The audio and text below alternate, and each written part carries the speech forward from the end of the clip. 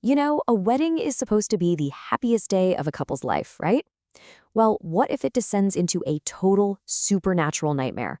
We're about to break down a story that starts with I do, but ends in absolute terror. Let's get right into it. So, you have to ask yourself, what are we really looking at here? Is this just some random, terrifying ghost story? Or is there something way more sinister, something calculated, going on behind the scenes? That's the big mystery at the heart of this haunted wedding. All right, so let's set the stage. Act 1, the wedding and the omens. We meet our bride, Sheetal, and she's marrying her college sweetheart, Aman. I mean, it looks picture perfect. You've got family, friends, everything seems great. But right from the get-go, you can just feel that something is seriously, seriously wrong. And the very first sign of trouble, it comes from a wedding gift of all places. Her best friend gives her these gorgeous silver anklets, but they have these weird, unsettling details. They're these unusual black beads, and the whole thing is wrapped in this strange black thread. Now, Sheetal's new sister-in-law immediately thinks they're odd, but Sheetal, she's caught up in the excitement of her wedding day, so she puts them on. And that was a huge mistake. Okay, so when Sheetal gets to her new home, things just go from bad to worse, and fast. The welcome ceremony is just hit by one bad omen after another. First, the ceremonial lamp, the diya, just goes out on its own. They try to relight it, and poof, it goes out again. Then when she's supposed to kick the ceremonial rice pot, she does it with her left foot, which is a big no-no, totally inauspicious. Her new mother-in-law is watching all this, and she is not happy. She knows these aren't just coincidences. These are warnings. And that brings us to the wedding night. That vague, creepy feeling that's been hanging in the air, well, it's about to turn into straight-up in-your-face horror. This is where the story takes a really dark turn. Just try to put yourself in Eamon's shoes for a second.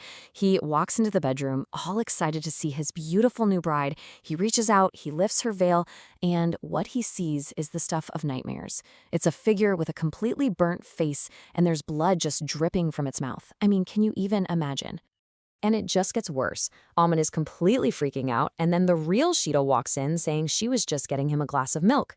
But when he looks down, the milk in his hand is full of these writhing worms and it's turned blood red. Later that night, he hears her in the bathroom, whispering and laughing with someone.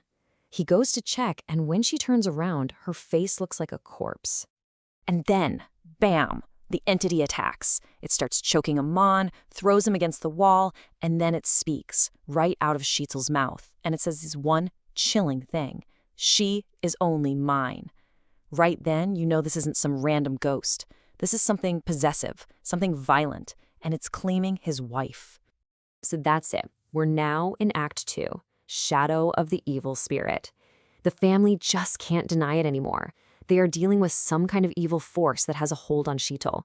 The horror is finally out in the open for everyone to see. And you know who steps up first? Aman's mom, Anita. She's the one who directly confronts this thing. One night, she finds Sheetal just talking to nothing out the kitchen window. When Sheetal turns around, her face is all pale and looks like death. But Anita, she's not backing down. She's got her Rudaraksha bracelet, she's chanting prayers, and she is trying to fight this spirit off. She is making it clear she is not giving up her new daughter-in-law without a serious fight. Then, this really crucial detail comes out. The doctor mentions that after Aman was attacked on the wedding night, it took 3 hours for him to get to the hospital. 3 hours. That huge delay starts to plant a little seed of doubt. People are wondering, wait, could Sheetal have had something to do with this? Of course, what they don't realize yet is that she was already possessed. At this point, the family is just desperate. They turn to a spiritual healer, a Baba, and he gives them this really grave warning and a very strict timeline for what's going to be a final, terrifying showdown. Their only hope now is to wait for the new moon. So, what's so special about the new moon? Well, in the Hindu calendar, it's called Amavasya. It's believed to be a time when the veil between our world and the spirit world is at its absolute thinnest. Supernatural forces, both good and evil, are at their most powerful. And that's why it's the only night the Baba can even attempt the ritual to save her. So the plan sounds simple, right? But the stakes are just impossibly high. They have to somehow survive until Amavasya night, and then they have to get Sheetal to an old temple. That's where the Baba is going to confront this spirit head on. It is a total, desperate race against the clock. And here we go. It's the climax. Act 3, Freedom from the Spirit. This is it. The final, brutal battle for Sheetal's soul. Man, the exorcism is absolutely brutal. The Baba's throwing everything he's got at this thing. He's using holy water, chants. The spirit is being tormented. He even uses a heated rod, but get this, he strikes the ground with it, so the pain hits the spirit, not Sheetal. The whole horrible ordeal ends with Sheetal vomiting up blood, nails, and pieces of broken bangles, until finally the spirit is forced out of her body in a cloud of black smoke. Sheetal is lying there, she's unconscious, but she's safe. And then the Baba drops an absolute bombshell. He says this spirit didn't just show up. It was bound to her on her wedding night. Whoa, this wasn't random at all. Someone did this to her on purpose. And that brings us to the final, shocking piece of the puzzle. The conspiracy revealed. We thought this was a supernatural horror story, but now it's turning into something even more chilling, a story about human betrayal. So, up until now, the family thought, okay, this is some random evil spirit. But the horrifying truth? No. It was the vengeful ghost of a jilted lover, and it was intentionally bound to Sheetal. And the worst part? It was done by someone she trusted. So who was the mastermind behind all this? It turns out the spirit was a guy named Amit, and Amit was the brother of Sheetal's own sister-in-law, Manolka. See, Amit had been obsessed with Sheetal, and when she rejected him, he took his own life. Manolka blamed Sheetal for her brother's death, and for revenge, she hired a sorcerer to bind her dead brother's angry spirit to this poor, innocent bride. And you're probably wondering, how did she even pull that off? Well, the method was just as twisted as the plan itself.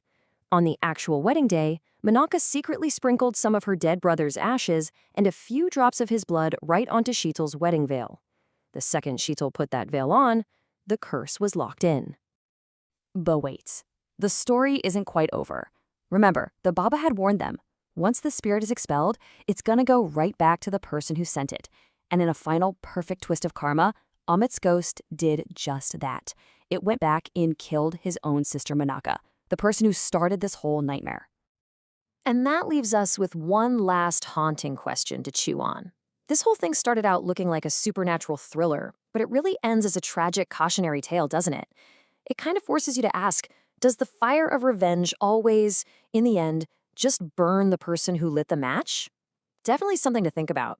Thanks for joining me on this one.